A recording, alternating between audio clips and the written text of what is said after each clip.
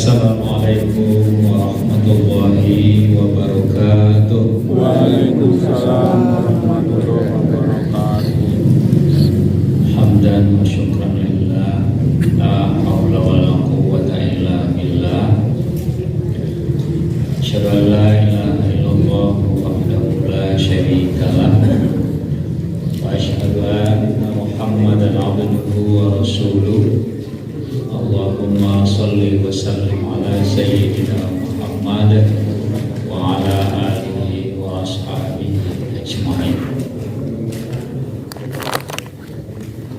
Puji syukur kita aturkan kepada Allah Subhanahu wa ta'ala atas limpahan rahmat dan karunia-Nya kepada kita bersama, sehingga pada malam yang berbahagia ini kita dapat bersama-sama hadir dalam kajian Selasa malam Masjid Jenderal Sudirman ini dalam keadaan sehat walafiat. Semua sehat Bapak Ibu jemaah ini. Semoga Gusti Allah barik kita sehat selalu, sukses dalam segala aktivitas dan ibadah yang kita lakukan. Salawat dan salam terlebih pula kita aturkan kepada junjungan kita Nabiullah Muhammad sallallahu alaihi wasallam. Mari kita senantiasa bersolawat kepada beliau.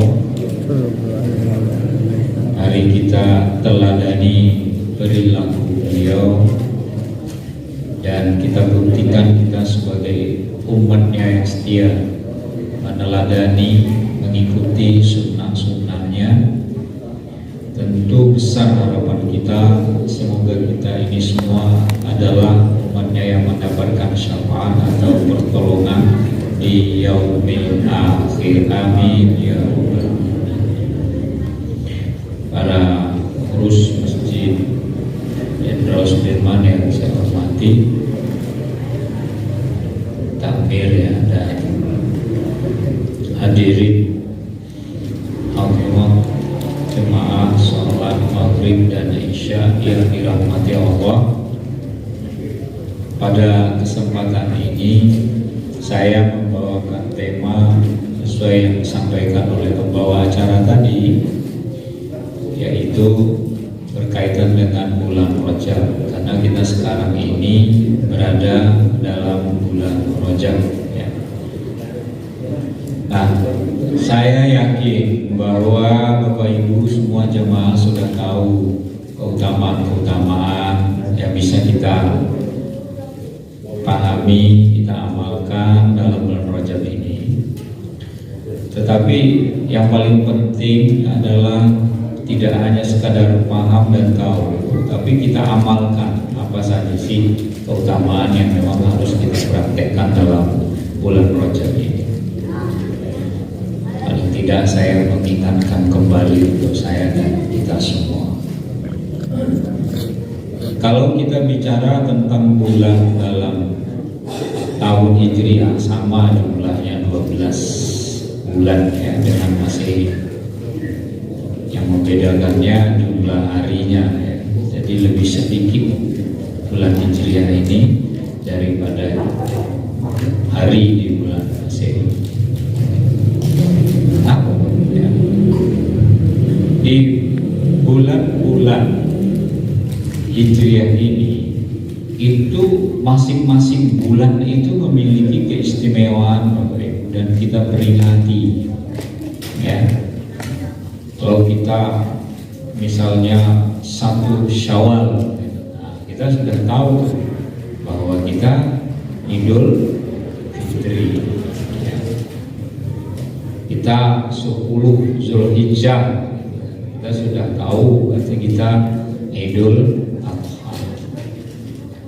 Ramadan, kita tahu bahwa kita nanti akan melaksanakan ibadah puasa sebulan penuh. Karena ketentuan-ketentuan itu ternyata memberikan pelajaran kepada kita bahwa bulan-bulan dalam tahun Hijriah itu masing-masing memiliki keistimewaan. Ada istimewanya. Nah, karena kita memiliki keistimewaan bulan-bulan itu, tentu kita ingin paham apa saja itu keistimewaan dalam bulan Hijriah itu, khususnya yang kita bahas sekarang ini yaitu bulan Rajab. Bulan Rajab ya, itu kalau di dalam Islam itu disebut salah satu bulan yang diharamkan untuk melakukan perang kecuali terpaksa. Kalau kita diserang umat Islam saat itu, Tuhan Rasulullah, nah itu tidak mungkin kita ada melawan, mempertahankan diri, karena dia adalah syahrun hurum atau bulan haram yang diharamkan umat Islam berperang pada bulan Rajab ini. Diantaranya dia menjadi istimewa. Kenapa? Karena memang ada ibadah-ibadah yang memang dilaksanakan, dipersiapkan dalam Islam, bagaimana agar umat Islam fokus pada ibadah tersebut. Dan selama ini kan hanya pahamnya itu ya Ramadan sebulan penuh kita puasa, segala macam kita persiapkan, beli makanan, minuman, pakaian, rumah kita, segala macam kendaraan. Tapi Rajab karena kita tidak sampai sejauh itu, padahal dia juga punya istimewa. Nah, keutamaan yang pertama itu termasuk ini juga merupakan keistimewaan, yaitu bulan Rajab ini Rasulullah mengkhususkan doa untuk bulan Rajab ini. Mungkin jemaah sudah tahu doanya ya. Allahumma barik lana fi Rajab wa Sya'bana wa ballighna Ramadan. Itu doanya. Insyaallah saya yakin sudah tahu semua itu ya. Ya Allah, berkahilah kami di bulan Rajab ini dan bulan Sya'ban. Kenapa kita harus meminta diberkahi? Ya, karena dalam Islam itu berkah itu penting. Berkah itu tidak hanya berisi rezeki, makanan, minuman, tetapi ada karunia dan keutamaan yang Allah berikan dalam setiap apa yang kita miliki. Kita makan kenyang itu betul Bapak Ibu, tapi kenyang yang tidak menjadikan penyakit kalau kita makan, kenyang yang membuat kita tetap sehat, kenyang yang membuat tidak menjadikan kita malas, sehingga ketika kita makan itu kita meminta berkah kepada Allah. Apa doanya Bapak Ibu? Allahumma barik lana bima rozaqtana. Kita minta berkah Bapak Ibu. Makanya kalau kenapa orang dulu kok makan apa aja nggak takut, nggak pantangan, ya mungkin mereka lebih rajin baca doa dibanding kita. Kita sekarang itu kan ini jangan, hanya sambal yang boleh. Kan daging nggak boleh, Pak. Kolesterol, krecek nggak boleh, kolesterol. Zaman-zaman dulu perasaan kita nggak sejauh itu ya.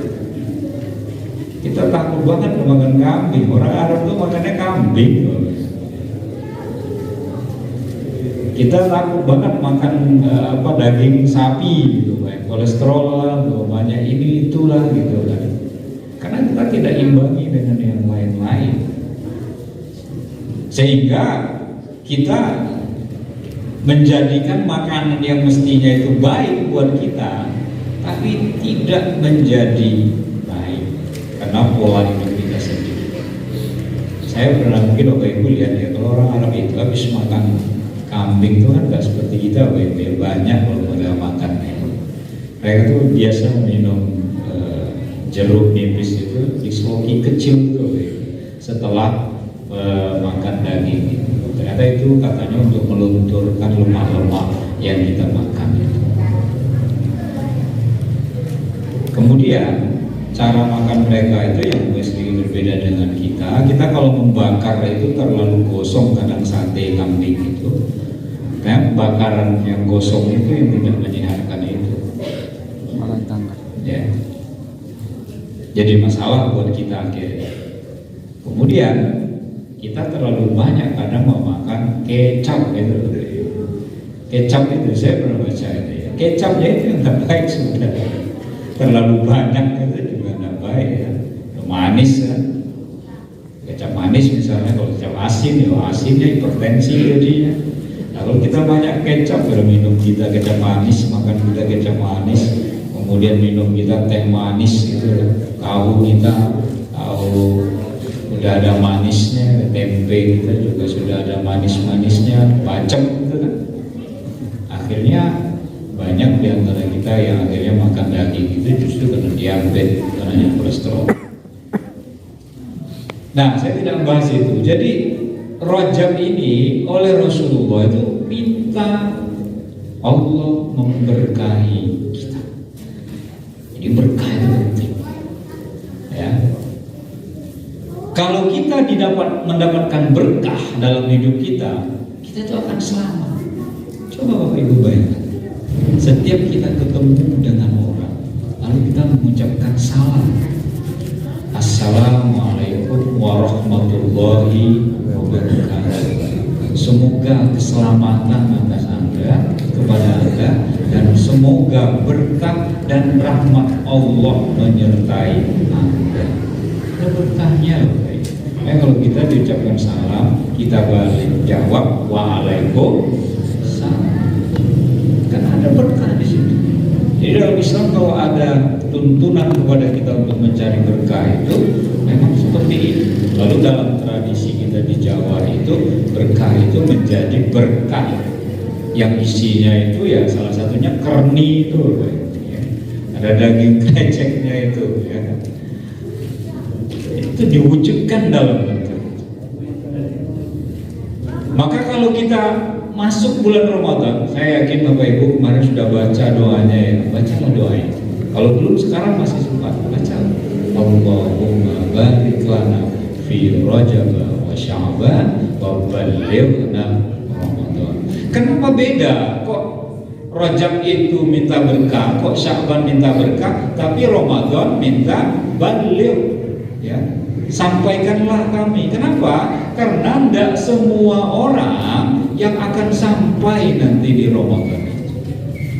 Bapak Ibu, mungkin jamaah kita di Ramadan lalu ada, tapi sekarang aja sudah tidak ada. Ya, tidak sampai ke Ramadan yang akan datang usianya gitu. Sehingga wajar kalau kita meminta dan memohon kepada Allah agar kita diberi kesempatan sampai ke Ramadan yang akan datang. Semoga kita yang hadir di sini nanti bisa sampai di Ramadan yang akan datang. Allahumma. Karena Rasulullah mengajarkan kita untuk berdoa, lalu apa yang bisa kita petik dari doa-doa itu? Karena doa itu adalah senjatanya orang mukmin. Rasulullah mengatakan ad-du'a silahul mukmin. Doa itu adalah senjatanya orang mukmin. Maka perbanyaklah doa-doa dalam hidup kita ini. Kadang kan kita bisa melihat kalau jamaah kita di sini enggak ya. Ada orang habis sholat, imam tuh habis mengucapkan assalamualaikum ke kanan, assalamualaikum ke kiri, lalu dia langsung berdiri dan keluar dari masjid. Tidak ada doanya, apalagi zikir sebentar. Nah, coba biasakan kita habis sholat itu zikir sebentar, baca takbir, baca takbir, baca tahlil, baca tasbih. Lalu kita berdoa setelah itu kan membiasakan diri kita untuk banyak berdoa. Kalau orang-orang hanya sekedar menggugurkan kewajiban sholat, lalu dia pulang, tidak ada doanya, nah itu namanya sholatnya anak-anak. Nah, sholat anak dia seperti itu, begitu sholat, dia pulang. Ya, di sholat Jumat kan kelihatan banget itu. Mereka begitu salam itu imam dia langsung keluar. Nah dia ngoyak nasi bungkus di belakang. Kalau bapak-bapak kan enggak kan. Bapak-bapak ngoyak doa hebatnya. Tapi kalau anak-anak wajar dulu-duluan itu dari ribut duluan deh. Maka biasakan itu memulai sesuatu itu dengan doa. Oh kita sudah diajarkan kok masuk masjid kita ini berdoa. Kita makan tadi juga doa barik lana fima razaqtana qina adzabannar. Kita mau tidur aja berdoa Allahumma bismika Allahumma ahya bismika. Doa baik. Karena doa itu adalah senjata, maka gunakan loh senjata itu. Senjata itu gunanya kan untuk mengamankan diri kita. Ketika kita membutuhkannya, kita menggunakan senjata itu. Saya ingin menceritakan sedikit, mungkin Bapak Ibu update ya, kejadian beberapa hari yang lalu jatuhnya pesawat Azerbaijan ya di Kazakhstan, dan separuh penumpangnya ada yang selamat dan separuh lagi meninggal. Itu yang selamat itu justru yang berada di ekornya bagian belakang ya. Dan ada videonya Bapak Ibu ya. Kalau Bapak lihat di YouTube video bahwa detik-detik menjelang jatuhnya pesawat itu, ada nggak orang yang ketawa saat itu kalau ada yang lihat video itu? Nggak ada ya, semuanya berdoa. Dan kebetulan kan orang penumpangnya kan banyak orang Azerbaijan, Azerbaijan Asia Tengah, mereka Muslim banyak kan, ya. Doa semua, ada yang berzikir ya, ada yang sambil berdoa gitu. Kita menontonnya itu serem banget rasanya. Apalagi ngalaminya sendiri. Di saat-saat seperti itu doa menjadi kekuatan. Di saat pilot sudah nggak bisa mengendalikan pesawat, di saat daya upaya manusia sudah nggak ada lagi, la haula wala quwwata illa billah, nggak ada daya, tidak ada upaya kecuali kekuatannya Allah. Sehingga doa menjadi silahul, menjadi senjata. Nah kita tuh kadang-kadang bisa berdoa tuh saat butuh seperti itu. Tapi ketika kita santai, ketika kita hidup kita nggak ada masalah, nggak berdoa, ya itu tidak. Doa tuh kalau bisa membiasa, oh udah terbiasa, mau masuk toilet aja kita berdoa loh. Allahumma inni a'udzubika minal khubuthi wal khaba'ith. Doa loh kita ya. Keluar pun kita doa. Nah, karena ia senjata, maka gunakanlah senjata itu dimanapun, kapanpun, karena doa itu memiliki power, the power of pray, kata orang sekarang, kekuatan doa. Ya, kalau Bapak Ibu kita punya keinginan, ya, kita ingin sehat, berdoa. Kita ingin kuat, berdoa. Walaupun kadang-kadang doa kita itu banyak yang berhubungan dengan duniawi. Apa maksudnya? Kita, ya Allah mudahkanlah rezeki saya, ya Allah lapangkanlah rezeki saya, ya Allah berilah anak-anak saya yang pekerjaannya gampang, ya Allah berikanlah saya mencari penghidupan itu mudah. Jarang kita tuh berdoa, ya Allah mudahkanlah saya untuk beribadah kepadamu, ya Allah berikanlah kaki saya ini enteng kalau ke masjid dibawa, ya Allah rajinkanlah saya untuk selalu tahajud, rajinkanlah saya untuk sodako. Nah mesti doa-doa seperti itu juga. Jadi ada perimbangan doa untuk urusan dunia dan doa juga untuk urusan akhirat. Jangan kita hanya berdoa semoga, kalau ada orang meninggal biasanya tetangga kita, teman kita, semoga husnul khotimah. Tapi pernah nggak kita berdoa, ya Allah jadikanlah saya nanti sebelum meninggalkan dunia ini dalam keadaan husnul khotimah. Pernah nggak untuk diri sendiri? Pernah? Alhamdulillah. Saya anggap itu jujur loh, karena kita belum tentu. Ya Allah jadikanlah saya husnul khotimah dalam hidup saya nanti. Jangan hanya doa untuk orang, kita sendiri nggak berdoa kita untuk husnul khotimah. Ya. Nah jadi perbanyak doa, karena doa itu adalah senjatanya orang. Yang kedua, dengan doa, ya, ini sebelum kita bahas keutamaan yang lain sesuai waktu ya, bahwa doa itu harus punya keyakinan untuk dikabulkan. Jadi kalau kita berdoa tidak yakin doa itu dikabulkan, biasanya tidak mandi. Kita sebut istilahnya doanya tidak mandi. Ketika kita berdoa, kita harus harus yakin bahwa doa itu dikabulkan oleh Allah. Kenapa kadang-kadang kita doa saya nggak dikabulkan? Ingat, ada doa itu yang dikabulkan setelah berdoa. Ada doa itu dikabulkan nanti di waktu yang tepat. Ada doa itu nanti dikabulkannya justru di akhir.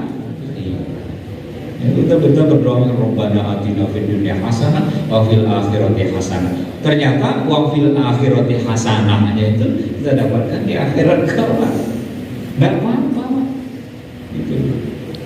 Nah, kita ini kadang-kadang enggak begitu yakin dengan doa kita. Nah, kalau orang-orang yang berdoa dengan yakin itu, saya katakan kayak ibaratnya kita itu memasukkan paku, menancapkan paku di dinding. Kalau misalnya pakunya paku beton ditancapkan di dinding, kita memukulnya pelan atau agak keras loh? Agak keras. Nah, kalau pelan nanti apalagi cuma dielus gitu, nggak masuk gitu. Tapi kalau dipaku dengan keras seperti itu, nah itu akan mudah. Doa pun seperti itu. Supaya doa itu mandi, kita harus semangat, yakin dan mantap dengan doa itu. Nah, kalau ada orang berdoa itu khusyuk sekali gitu kan, nah itu dia yakin itu doa itu akan dikabulkan. Tapi ada kadang-kadang, mohon maaf Bapak ya, kita di antara kita ya, doa itu kayak nggak niat. Gimana nggak niat? Doa tangannya itu gini loh, gini. Malu-malu. Kita buat untuk angkat tangannya. Tangan kok di sini aja gitu. Kok meminta ke Gusti Allah ya yang mulia dikit gitu loh. Wong kalau kita meminta ya angkat tangan gitu loh. Kita angkat tangan dari mohon dari Gusti Allah dengan membuat kepala gitu kan. Dengan khusyuk gitu. Itu aneh gini Pak. Amin. Kalau kita berdoa itu dengan khusyuk gitu tuh kelihatan loh. Dan saya sering memperhatikan gitu. Ya, ada orang saking mantapnya doa orang nggak diberi kesempatan juga ada. Doa itu tangannya kelebaran Pak. Ada orang sebelah itu. Iya, betul. Kita pengennya doanya itu yang diminta gede. Mulanya Paci itu. Kan sakit kancane sebelah kanan itu. Boleh berdoa, tapi ada adabnya juga. Okay. Nah, jadi kita tuh harus yakin, memiliki keyakinan, dan itu dikatakan oleh Rasulullah. Hadis riwayat Hakim. Apa kata Rasulullah?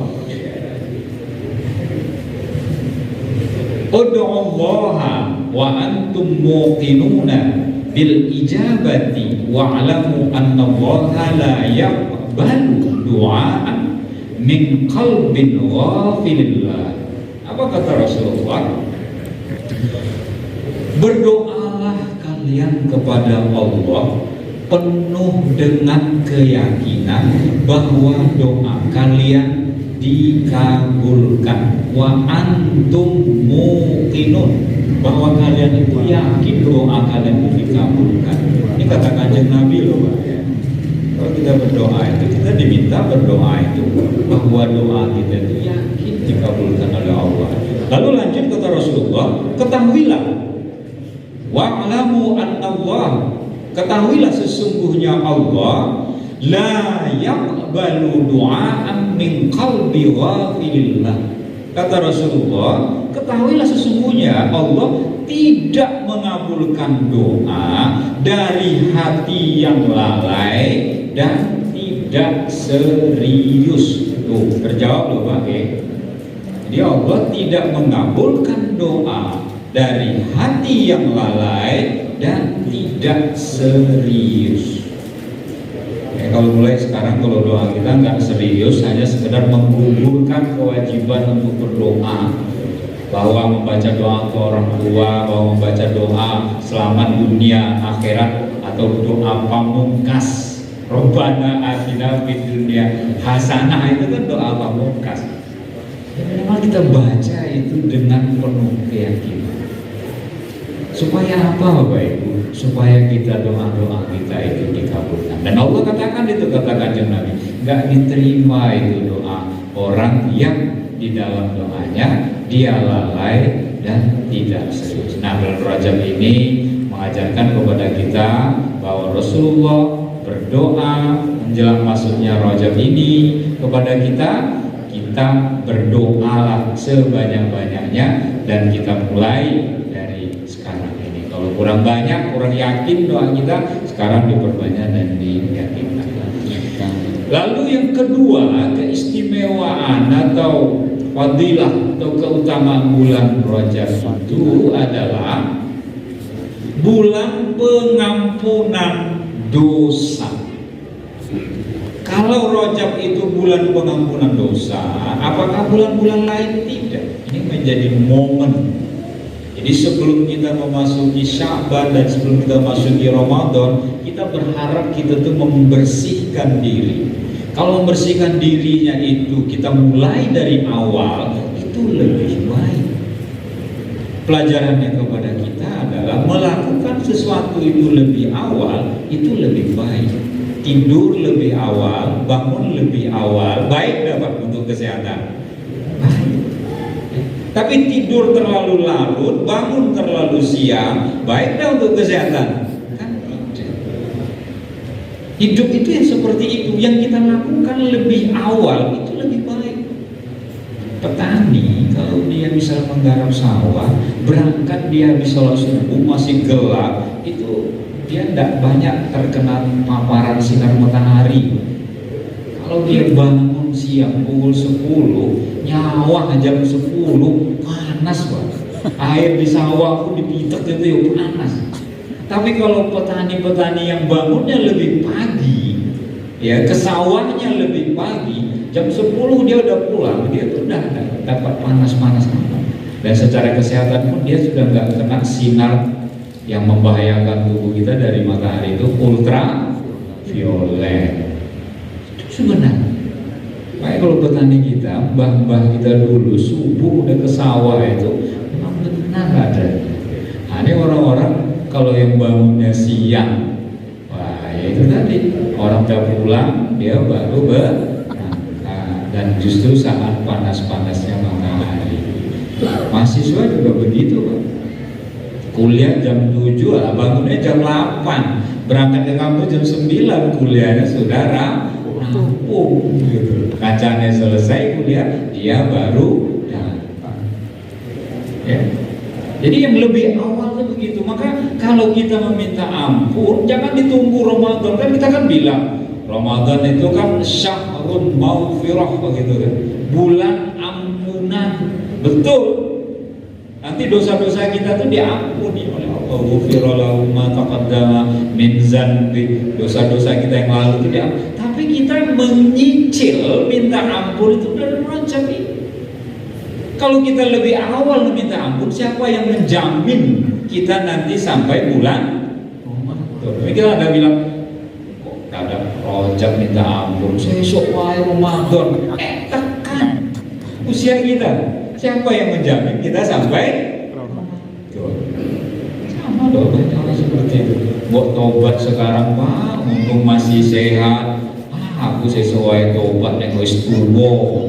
Siapa yang menjamin sampai tua nanti usianya? Ya kan? Kita sering begitu loh. Ada orang kadang-kadang Pak banyak duit, mau berangkat haji, nanti aja lah. Saya kalau sudah siap. Memang usia itu menunggu kita siap diambilnya oleh malaikat pencabut nyawa kan tidak. Nah ini pelajarannya itu lebih awal, lebih baik. Nah ini Rajab ini kita sudah ancang-ancang ini Bapak Ibu untuk mulai meminta ampunan kepada Allah. Karena kita tahu ya Allah itu adalah Maha Pengampun. Ada tembangnya itu. Ya, kalau kita biasa menembang minta ampun kepada Allah itu kita biasakan dengan meminta ampun secara sungguh-sungguh kepada Allah. Bapak Ibu mesti tahu nggak tembang minta ampunan? Kita baca sama-sama biar nggak ngantuk 1, 2, 3, 2 baik aja. Astaghfirullah Rabbal baraya, astaghfirullah minal khotoya. Indah loh, sambil nembang kita sambil minta ampun. Ya Allah, ampunilah aku Tuhanku yang maha pengampun. Ampunilah aku dari kesalahan-kesalahan. Itu kita sambil masak ibu-ibu, astagfirullah rabbal baraya, itu enak loh. Bapak sambil kerja sambil menembang istighfar, bagus loh Pak. Aja nembang cicak rowo. Itu lagu lama ya Pak. Kita istighfar dapat ibadah, dapat pahala, memohon ampun kepada Allah gitu. Itu banyak istighfar. Makanya kadang-kadang kan kalau ada wong tua, bapak ibu, ada orang tua tak sholat Pak, nanti aja. Biasanya kita kan spontan ngomong pakai istighfar mah wis tuwa. Nek Pak berarti belum terlalu tua, tapi nek celukane Mbak istighfar Mbak, ora tobat-tobat wis mampu tanah. Istighfar. Kadang-kadang kita lupa istighfar. Dan ingat, ketika kita istighfar itu kita mohon ampun kepada Allah, kita yakin bahwa sesungguhnya Allah, innallaha ghafurur rahim. Allah itu maha pengampun lagi maha penyayang. Jadi pesannya, pesan moralnya Bapak Ibu, perbanyaklah kita memohon ampunan kepada Allah, karena tidak ada di antara kita ini tidak punya salah. Makanya kalau orang Arab punya pepatah itu al-insanu mahalul khotoh wan nisyan. Manusia itu adalah tempatnya salah dan lupa. Salah itu sifatnya manusia, karena kita bukan malaikat. Kita salah nyebut nama orang, kita salah berkata, kita salah bersikap, kita salah memakan, kita salah meminum. Itu biasa, sifat manusia. Lalu bagaimana cara menghapus kesalahan itu? Ya meminta ampun. Kalau sesama manusia kita meminta maaf, kalau kepada Gusti Allah kita meminta ampun. Karena tidak ada di antara kita ini yang tidak punya salah. Lidah kita ini bisa bicara salah, sikap kita, tangan kita, kaki kita bisa berbuat salah, kerlingan mata kita ini juga bisa berbuat salah, penciuman kita ini juga bisa berbuat salah. Nah karena itu caranya adalah dengan meminta ampun kepada Allah Subhanahu wa Ta'ala. Yang kedua, lalu yang ketiga, keutamaan bulan Rajab itu adalah pintu-pintu langit terbuka untuk menerima doa dan permohonan. Pintu-pintu langit terbuka itu maksudnya apa? Allah itu membuka ampunan kapan saja kepada kita. Walaupun itu tidak diperuntukkan hanya di bulan Rajab. Artinya ini adalah momen terbaik kita bahwa ampunan Allah itu terbuka. Seperti kita misalnya mau besok teman kita, saudara kita di rumah sakit, kita kan akan ke sana ketika jam besoknya ada, terbuka jam ini, jam segini. Kita menunggu itu supaya kita nggak ditolak oleh security atau satpamnya. Dalam ibadah pun Allah tuh memberikan kode-kode kepada kita. Nah, nih terbuka nih pintu-pintu ampunan. Itu merangsang kita, memancing kita untuk banyak-banyak beribadah kepada Allah. Karena sekarang itu Bapak Ibu, kalau kita melihat kita di sini ini adalah ahli-ahli ibadah, insya Allah ya, Allahumma amin. Tapi di luar sana banyak orang itu menunjukkan sikap-sikap bukan sebagai seorang muslim. Orang fastabiqul khairat, dia malah fastabiqus sayyi'at, berlomba-lomba berbuat kemaksiatan. Bapak Ibu, sekarang orang misalnya kita lihat tidak malu orang itu misalnya merubah kelamin, itu sudah biasa ya. Nggak malu orang itu berzina tanpa menikah, tinggal serumah, nggak malu orang mengaku seperti itu. Kalau kita masih menyebut istilah orang nggak menikah tinggal serumah dengan kumpul kebo, kumpul kambing gitu. Karena mau kambing mau kebo gitu. Tapi manusia sekarang nggak malu melakukannya. Bahkan selebriti yang ada di TV, ada di YouTube itu mempertontonkan itu kepada kita. Nah, selagi kesempatan itu ada, makanya kita kadang berucap tobat selagi masih ada kesempatan. Tapi kita jangan hanya ngomong ke orang seperti itu. Kita sendiri gak bertaubat. Mungkin kesalahan mereka lebih besar dari kita, tapi apakah kita nggak punya kesalahan? Kita juga punya kesalahan, baik yang kecil maupun besar, dan semakin banyak kesalahan kecil-kecil yang kita lakukan itu justru nanti dia semakin banyak. Karena banyaknya akhirnya ya kita diberi keleluasaan oleh Allah, pintu langit terbuka untuk minta ampunan. Maka fastabiqul khairat, berlomba-lombalah kita melakukan kebaikan-kebaikan. Bapak Ibu, kita misalnya menemukan duri di jalan lalu kita singkirkan. Bapak Ibu menemukan paku di jalan lalu kita singkirkan. Tapi ada orang sengaja menabur paku di jalan. Biar di ujung pojok sana nanti sudah ada orang yang menunggu untuk jual ban, tambal ban. Sengaja. Ada orang sengaja, ini Bapak Ibu pernah baca berita, pas pengkolan-pengkolan seperti itu, biasanya pengkolan nggak tajam, itu sengaja ditumpahkan oli biar orang celaka. Lalu saat orang itu celaka, motornya diambil, dibegal, lalu orang yang celaka nggak ada yang nolong. Biasanya jalannya jalan sepi, itu sering kali terjadi seperti itu. Bukannya fastabiqul khairat, tapi fastabiqus sayyi'at. Ini true story, saya ceritakan sedikit. Saya punya kakak, itu anak yatim. Anak-anaknya, maksudnya kakak saya itu udah meninggal suaminya. Itu dia pergi sekolah beberapa tahun yang lalu di SMA, dia sekolah. Terus belum lama dibelikan oleh saudara saya HP, ya. Terus taruh di jok, kadang-kadang naruh HP kan di jok motor. Dia berangkat naik motor ke sekolahnya. Ya namanya kecelakaan itu kan tidak terduga, Pak ya.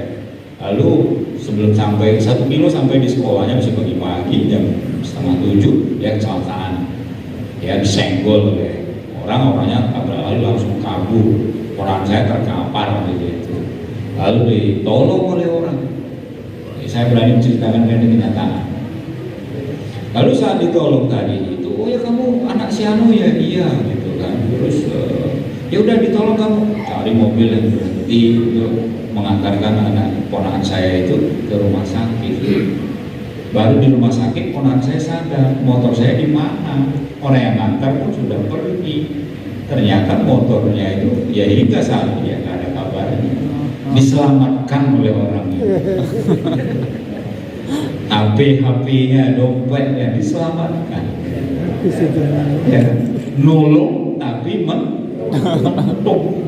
Ya, Pak Yu saya tinggal nangis saja, anaknya luka parah, saya di Jogja mendengarkan dari Tunas. Jadi banyak orang seperti itu, udah anak yatim, gak punya bapak, sekolah masih SMA, kelas 2 saat itu. Punya motor atu-atunya, kata orang Betawi gitu kan, malah dia selamatkan oleh orang baru, masih 1 tahun baru dibelikan ibunya, kasih ya. Karena pas punya SIM baru dibelikan. Tapi orang itu kata ponakan saya itu nolong baik, oh ya saya carikan mobil, dia carikan mobil Pak. Untuk tolong ya ini orang celaka antarkan ke rumah sakit. Ya orang yang antarkan nggak tahu. Ya, di dunia ini sering kita mengalami hal-hal yang seperti itu. Nolong yang mentung. Nauzubillah min. Ya bapak-bapak nanti anak kalau ada kecelakaan pastikan yang menyelamatkan motornya siapa. Ya nanti motornya justru nggak dibawa kabur, ada kecelakaan, motornya hilang. Jadi mari kita membiasakan diri kita untuk selalu berlomba-lomba untuk melakukan kebaikan. Jangan tunggu nanti. Kalau ada kesempatan sekarang itu sekali. Hayataka qabla mautik. Hidup kita sebelum mati kita. Kesempatan kita mendapatkan ampunan, kesempatan Allah membukakan pintu langit untuk kita. Kita sempatkan biar doa-doa kita itu pergi ke sana semua agar Allah memudahkan hidup kita. Dan Rajab mengingatkan kita akan hal tersebut. Lalu yang terakhir, keutamaan Rajab itu adalah Allah menjanjikan pahala yang besar bagi orang yang beribadah. Pahala yang besar itu tentu perbuatan-perbuatan baik yang menghasilkan pahala tersebut. Kita sholat tidak hanya melaksanakan sholat fardu, kita lakukan sholat-sholat sunnah kita. Kita melakukan sodako, kita tidak hanya sekali-sekali sodako, tapi kita membiasakan sodako itu menjadi kebiasaan harian kita. Bukan banyaknya, tapi kebiasaannya. Kita biasa berbicara baik, menasihati orang, wa tawassaw bil haqq wa tawassaw bis sabr, menasihati orang dengan benar, menasihati anak-anak kita, keluarga kita dengan sabar. Kita biasakan itu dalam kehidupan kita, ada ganjarannya. Dan kadang-kadang ganjaran itu diberikan Allah kontan. Ada marbot yang dia tidak digaji tapi kerjanya selalu membersihkan masjid, azan di masjid, ada tiba-tiba dia mendapatkan hadiah rezeki nomplok diumrohkan oleh hamba Allah. Sering kita dengar yang seperti itu, Pak. Dia nggak hanya mendapatkan pahala dari Allah, tapi ganjarannya kontan diberikan oleh Allah. Ada aja orang memberikan bantuan kepada dia. Nah, karena ini Rajab, waktunya sudah habis, momen bagi kita Bapak Ibu, doa yang banyak, minta ampunan kepada Allah, ambil kesempatan pintu langit terbuka ini untuk memunajat kepada Allah, dan mari kita kejar pahala sebaik-baiknya. Jangan dosa.